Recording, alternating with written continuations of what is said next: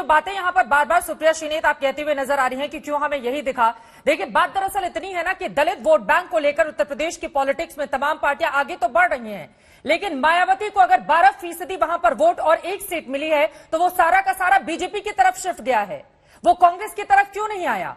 Congress party क्या वहां पर दलितों को, वहां के लोगों को समझा पाने में, यानी आप जो बातें कह रही हैं वो बातें वहां के लोगों को समझ नहीं आ रही है। बीजेपी जो भरोसा जता रही है उसके बल पर उसको 270 से ज्यादा सीटें मिल जाती हैं, तो कहीं तो कमी होगी आपके भीतर। तो ये आप इस बात को खुद के सवाल पूछ रहे हैं। नहीं, मैं आपसे सवाल पूछ रही हूँ, वक्तव्य की बात नहीं है। आप लगातार मीडिया को भी कटघरे में कैटेगराइज यहां पर करते हुए कि राहुल गांधी की ये बात समझ में आती है, ये नहीं समझ में आती है, तो जरा आंकड़ों के आधार पर भी बात कर लेना। इस वजह से मैं सवाल पूछ रही हूँ। अगर एक सेकंड मैडम, एक सेकंड सुप्रिया जी, एक सेकंड सुप्रिया जी, नहीं सुनिए ना सुप्रिया जी, एक सेकंड सुनिए, ठीक है?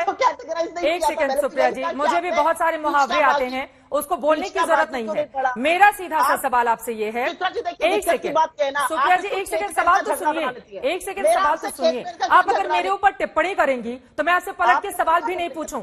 अब सुप्रिया जी इतना तो है ना, मेरा सीधा सा सवाल है, अगर मायावती का वोट बैंक कमजोर हुआ है और उनको 1 सीट मिली है, देखिए आज तक के इतिहास में अगर हम देखें उठाकर उत्तर प्रदेश की राजनीति को, तो वहां पर 22% वोट मायावती को हमेशा मिलता रहा है, लेकिन इस बार अगर वो 12% पर आकर सिमट गई हैं तो बीजेपी ने सेंध मारी की है उनके वोट में, कांग्रेस पार्टी या समाजवादी पार्टी ने सेंध नहीं लगाई है। तो आपकी बातें दलितों को समझ में क्यों नहीं आ रही हैं फिर? नहीं, मैं आपकी बात से सहमत हूं कि हम दलितों को मुखरित नहीं कर पाए और इसीलिए हम उनके हक और हुकूक की बात कर रहे हैं कि उनको मुखरित करना जरूरी है, उनके हक की बात करना जरूरी है। आप 1 से लेकर 10 तक crime against women Uttar Pradesh में उठा लीजिए, 8 में से 10 दलित औरतों के खिलाफ है। क्या शाहजहांपुर और क्या उन्नाव और क्या हर चीज? ऐसा क्यों है? क्योंकि दलित विरोधी मानसिकता है। एक विशेष वर्ग के लोगों को लगता है कि उनको राजनीतिक संरक्षण मिलेगा और उसके चलते ये होता है। आज की तारीख में भी जिस तरह की बातें इस देश में कही जा रही हैं और जिस पर टेलीविजन डिबेट नहीं हो रहे, और मैं आप पर टिप्पणी नहीं कर रही हूं, लेकिन हाँ, मुझे दुख है कि बजरंग मुनि जैसे एक व्यक्ति पर जो खुलेआम हमारे सनातन धर्म का तौहीन करता है, हमारे सनातन धर्म की गरिमा को नष्ट करता है, गेरुआ पहनकर कहता है मैं औरतों का खुलेआम बलात्कार करूंगा, उसके खिलाफ एक्शन नहीं लिया जाता है। पुलिस का नाम सुन के हाथ पैर जोड़ देना थोड़ी कानून व्यवस्था होती है। ठीक है, ये बना दिया देश को। सुधांशु त्रिवेदी जी, ठीक है, इनका चरित्र। अजय आलोकी, मृत्युंजय तिवारी जी भी हमारे साथ जुड़े हुए हैं, लेकिन सुधांशु त्रिवेदी जी जो सवाल यहां पर सुप्रिया खड़ी कर रही हैं उसका जवाब दीजिए आप। देखिए, मैं बिल्कुल शांति से सुप्रिया जी को सुना, मैं अपेक्षा करूंगा कि वो शांति से मेरी बात सुनेंगे। पहले आज का फैक्ट यह है कि दलितों के विरुद्ध अत्याचार में और महिलाओं के विरुद्ध अत्याचार में आज की डेट में देश में सबसे नंबर 1 का राज्य है राजस्थान। दूसरी बात मैं कहना चाहता हूं कि आपने तो ये बात कही, यहां तो हकीकत में जिन लोगों की हत्या हुई, जहां महिलाओं का घनघोर बलात्कार हुआ कश्मीर के बारे में, वहां तो आपकी कांग्रेस की केरल की यूनिट ने लिख दिया कुछ खास हुआ ही नहीं था, भले ही बाद में डिलीट कर लिया गया। खैर छोड़िए, उस विषय पे हम नहीं जाते हैं। हम सिर्फ आपको यह बताना चाहते हैं कि जो आपने कहा कि इंदिरा जी और नेहरू जी नेता थे, तो ये बताइए 16 में से 15 कांग्रेस कमेटियों ने सरदार पटेल का समर्थन किया था, यह सत्य है कि नहीं? अगर 16 में 15 किसी एक के पक्ष में है तो नेता कौन बड़ा है?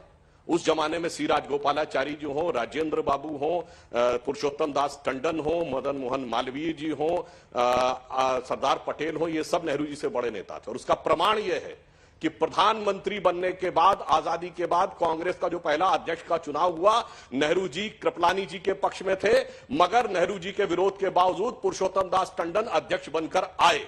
तो इसलिए मैं कह रहा हूं अपनी पार्टी का जाकर पढ़ लीजिएगा, नहीं तो मैं किताब का नाम बता दे रहा हूं, India from Curzon to Nehru and thereafter by Durga Das, जिसमें गांधी जी का कोट है कि नेहरू को उन्होंने क्यों समर्थन किया। पढ़ लीजिएगा नेहरू कितने बड़े नेता थे प्रधानमंत्री बनने से पहले। अब इंदिरा जी के ऊपर आई है। अरे इंदिरा जी जब बनी तो सबको पता है, अपनी पार्टी उनके साथ नहीं थी। ब्रह्मानंद रेड्डी, नीलम संजीव रेड्डी, निजलिंगप्पा, कामराज, चौधरी चरण सिंह, मोरारजी देसाई, सब इंदिरा जी से बड़े नेता थे और इसीलिए वो टूट गई थी। पार्टी तोड़कर अंतरात्मा की आवाज के ऊपर वो अलग हुई। और अब तो बहुत सी पुस्तकें ये भी उपलब्ध हैं कि उसमें देशी और विदेशी शक्तियों का क्या रोल था, वो भी आप जाकर पढ़ सकते हैं, क्योंकि बहुत सी आर्काइव्स अब विदेश की जाके खुल गई हैं। तो पूरे देश को पता है कि वास्तविक नेता कौन था। और बाकी जो आपके नेता बने राजीव जी और वो सब छोड़ दीजिए। अब मैं आता हूं दलित वाले मुद्दे के ऊपर। देखिए, जानते हैं क्यों है मायावती जी को क्यों नहीं विश्वास हुआ? जब 1995 में स्टेट गेस्ट हाउस कांड हुआ, मुलायम सिंह जी की पार्टी ने मायावती जी के ऊपर कातिलाना हमला किया।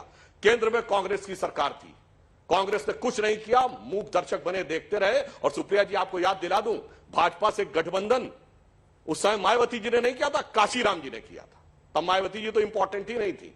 95 में भी काशीराम जी ने किया, 97 में भी काशीराम जी ने किया, 2002 में भी काशीराम जी ने किया, क्योंकि उनको इस बात का एहसास हुआ कि जब दलितों पर घनघोर आक्रमण होता है तो उसकी रक्षा सिर्फ भाजपा करती है। और अब हमें दलितों ने क्यों समर्थन दिया? किसी ने हमें थाली में सजा के नहीं दिया कि मायावती जी ने हमको शिफ्ट कर दिया हो। जो मोदी जी की सरकार ने काम किया, चाहे दलितों को अनाज पहुंचाना हो, शौचालय पहुंचाना हो, जीवन की मूलभूत आवश्यकताएं पहुंचाना हो, सबसे बड़ी बात गुंडागर्दी से सुरक्षा देने का काम योगी जी की सरकार ने किया।